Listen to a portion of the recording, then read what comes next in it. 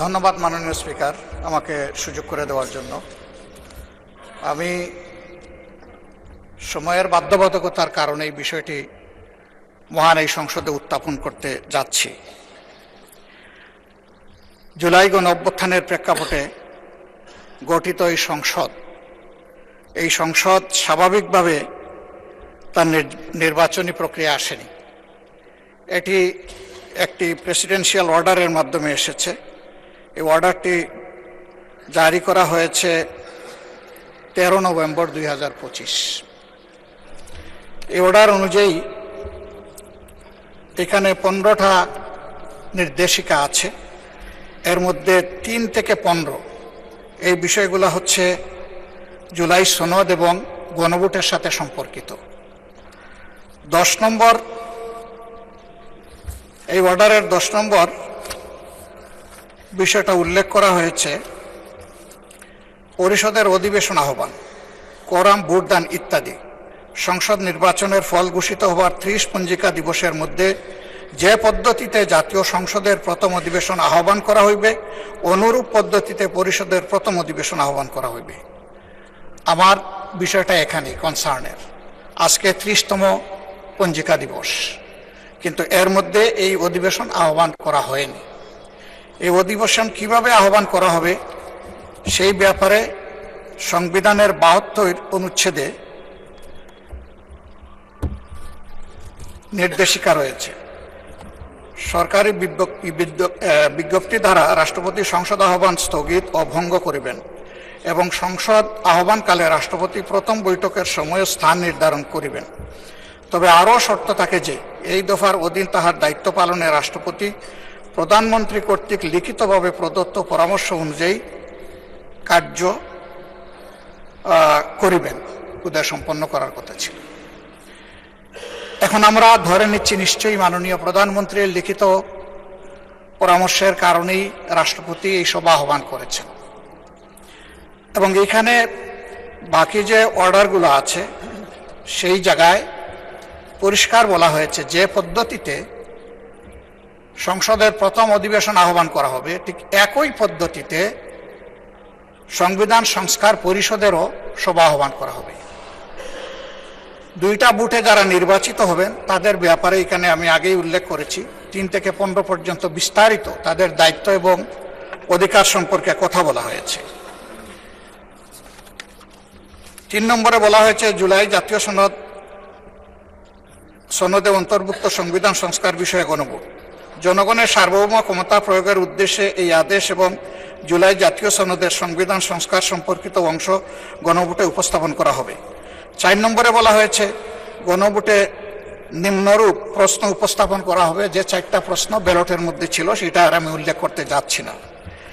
5 নম্বরে বলা হয়েছে গণভোট অনুষ্ঠানে এই আদেশ জারির অব্যবহিত পর অনুষ্ঠিতব্য জাতীয় সংসদ নির্বাচনের দিন এই আদেশ অনুসারে গণভোট অনুষ্ঠিত হবে। এটা হয়ে গেছে।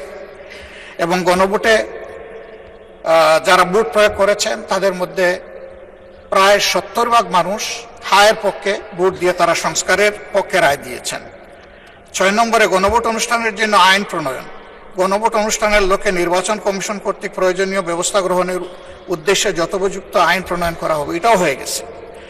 সংবিধানের সংস্কার পরিষদ গঠন উহার কার্যাবলী এবং বিলুপ্তি।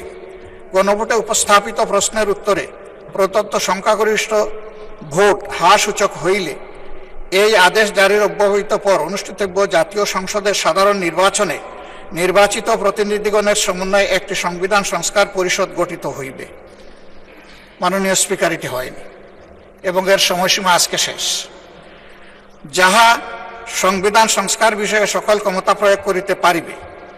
খ, উক্ত নির্বাচনে নির্বাচিত প্রতিনিধিগণ একসাথে জাতীয় সংসদের সদস্য হিসাবে এবং এই আদেশ অনুসারে সংবিধান সংস্কার পরিষদের সদস্য হিসাবে দায়িত্ব পালন করিবেন। এই সুযোগ আমরা পেতে চাই। পরিষদ উহার প্রথম অধিবেশন শুরুর তারিখ হইতে 180 কার্য দিবসের মধ্যে জুলাই জাতীয় সনদ এবং গণভোটের ফলাফল অনুসারে সংবিধান সংস্কার সম্পন্ন করিবে এবং তা সম্পন্ন করিবার পর পরিষদের কার্যক্রম সমাপ্ত হইবে। শুরুই হোক আগে, তারপরে সমাপ্ত।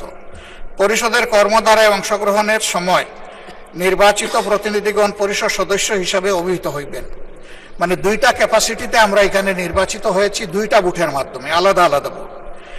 এই আদেশের উদ্দেশ্য পূরণকল্পে পরিষদ ইহার অধিবেশন আহ্বান ও মুলতবি, সংবিধান সংস্কার বিষয়ক প্রস্তাব উত্থাপনের পদ্ধতি, উক্ত প্রস্তাব বিবেচনা ও গ্রহণ এবং অন্য সকল বিষয়ে কার্যপ্রণালী নির্ধারণ করিবে।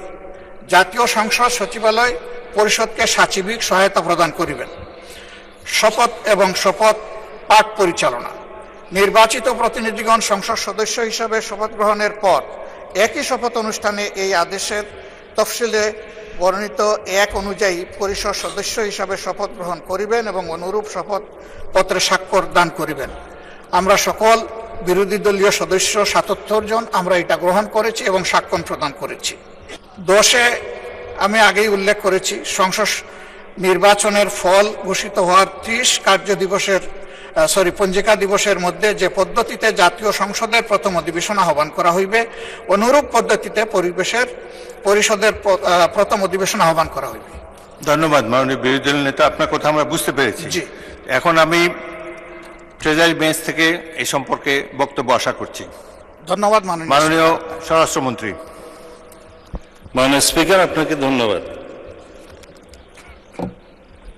আপনি প্রথমত আমি প্রশ্ন রাখবো, মাননীয় বিরোধী দলীয় নেতাকে কোন বিধিতে এই সময় বিফোর 71 অ্যালাউ করেছেন? This is my point of order. Second হচ্ছে, যদি জরুরি জনগুরুত্বপূর্ণ বিষয়ে কোনো মুলতবি প্রস্তাব আনতে হয়, সেটার জন্য বিধি আছে, সেই বিধিতে কোনো নোটিশ তিনি দিয়েছেন কিনা রুলস অফ প্রসিডিউর 62 অনুসারে। তৃতীয় প্রশ্ন হচ্ছে, যদি জরুরি জনগুরুত্বপূর্ণ বিষয়ে কোনো সংক্ষিপ্ত আলোচনা করতে হয়, সেই বিষয়ে বিধি 68 অনুসারে কোনো নোটিশ দিয়েছেন কিনা। এটা হচ্ছে আপনার প্রতি আমার প্রশ্ন। তারপরেও যেহেতু আপনি এলাও করেছেন, মাননীয় বিরোধী দলীয় নেতা যেহেতু কিছু প্রশ্ন উত্থাপন করেছে, জাতির উদ্দেশ্যে কিছু কথা বলতে হয়, না হলে পরিষ্কার হবে না। তিনি পুরো জুলাই জাতীয় সনদ সংবিধান সংস্কার বাস্তবায়ন আদেশ 2025 টপ টু বটম পড়েছেন, এ টু জেড। এটা আদেশ নম্বর 1/2025, 13 নভেম্বর। আমি হাউসের বাইরে বিভিন্ন জায়গায় আলোচনায় বলেছিলাম, রাষ্ট্রপতি অধ্যাদেশ জারি করতে পারেন যখন হাউস সেশনে থাকে না, আর্টিকেল 93 অনুসারে। এবং এই আর্টিকেল 93 অনুসারে আপনি দেখবেন মাননীয় স্পিকার, ক্লজ কতে 93(1) ক্লজ ক লেখা আছে, সংবিধানের ধারা পরিবর্তন হবে বা সংবিধান পরিবর্তন হবে, এরকম কোনো বিষয় অধ্যাদেশের মাধ্যমে আসতে পারে না, সেটা জায়েজ নাই। রাষ্ট্রপতি অধ্যাদেশও সেটা সংবিধান পরিবর্তনের কোনো বিধান করতে পারেন না।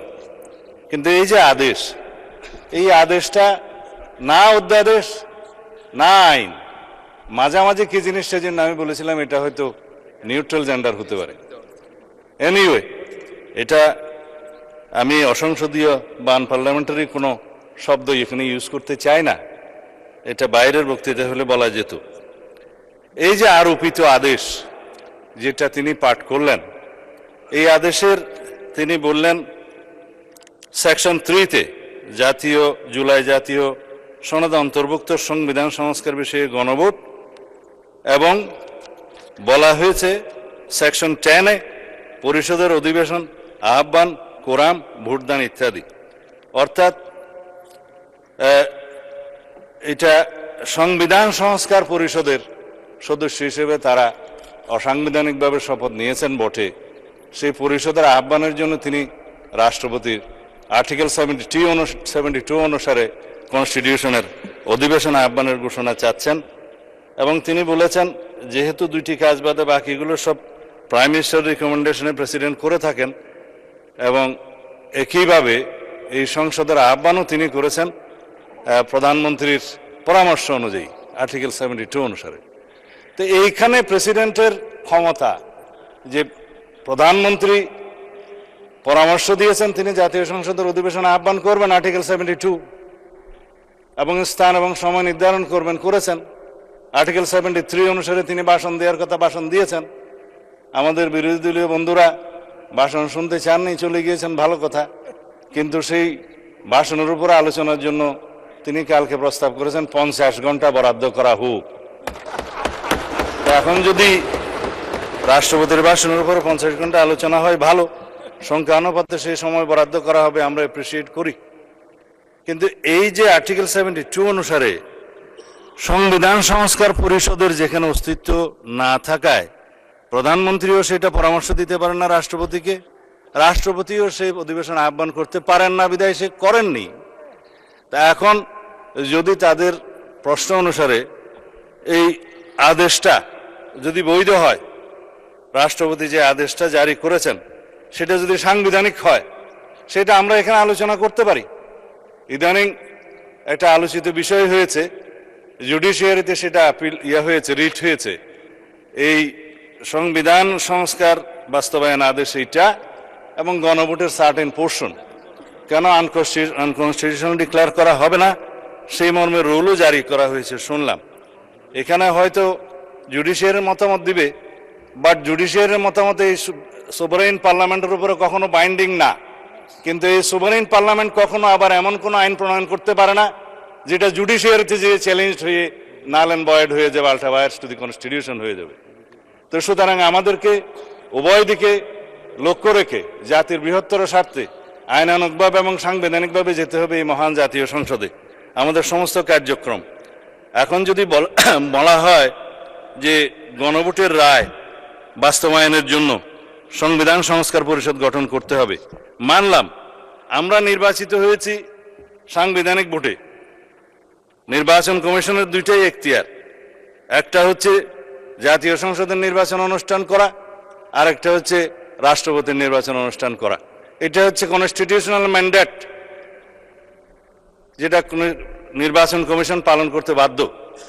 কিন্তু আরেকটা আইন হয়েছে গণভোটের জন্য, এটা আমরাও প্রস্তাব করেছিলাম, যেহেতু আইনি ভিত্তি চেয়েছেন সবাই জুলাই জাতীয় সনদের, যে জনগণ কি বলে আমরা দেখি।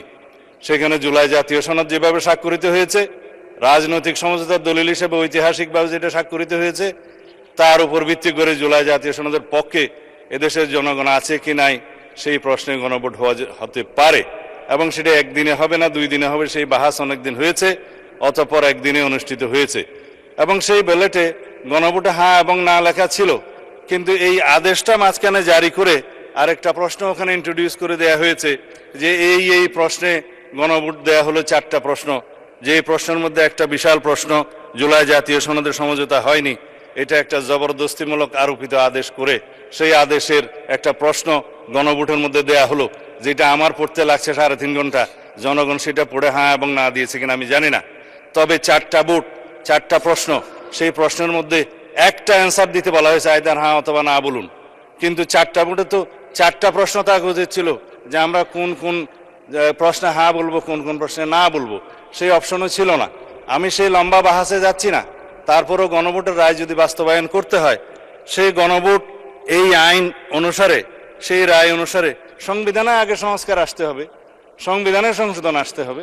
সংবিধানে যদি সেটা আমরা গ্রহণ করি, তারপরে সেই গণভোটের রায় বাস্তবায়নের জন্য তখন সংবিধান যদি এটা কন্টেইন করে, ধারণ করার পরে তখন যদি পরিষদের সদস্য হিসেবে শপথ নিতে হয়, সেটা তখনকার ব্যাপার হবে, সেটা আমরা let us have debate on it. তবে এখন এই সংবিধান সংশোধনের জন্য আমরা এই সেশনে বিল আনতে পারবো কিনা সেটা যথেষ্ট সন্দেহ আছে। এই কারণে যে 133টা অধ্যাদেশ এখানে উত্থাপিত হয়েছে প্রথম দিনে, আজকে হয়তো মাননীয় আইনমন্ত্রী সেগুলা বিশেষ কমিটি দেওয়ার জন্য প্রস্তাব করতে পারেন, তারপরে সেটা স্ক্রুটিনি হবে, রিপোর্ট পেশ হবে, সময় আছে 30 দিন। এটা কোনো কার্য দিবস নয়, পঞ্জিকা দিবস। 30 দিনের মধ্যে এই অধ্যাদেশগুলো সম্পর্কে আমাদেরকে ফয়সালা করতে হবে। এখন সেই অধ্যাদেশগুলো ফয়সালা করতে গিয়ে 15 দিন এখন লম্বা ছুটিতে, 29 তারিখের আগে আপনি আর সেশন করতে পারছেন না আজকের পরে, তখন এগুলো করতে করতে এই সেশন চলে যাবে।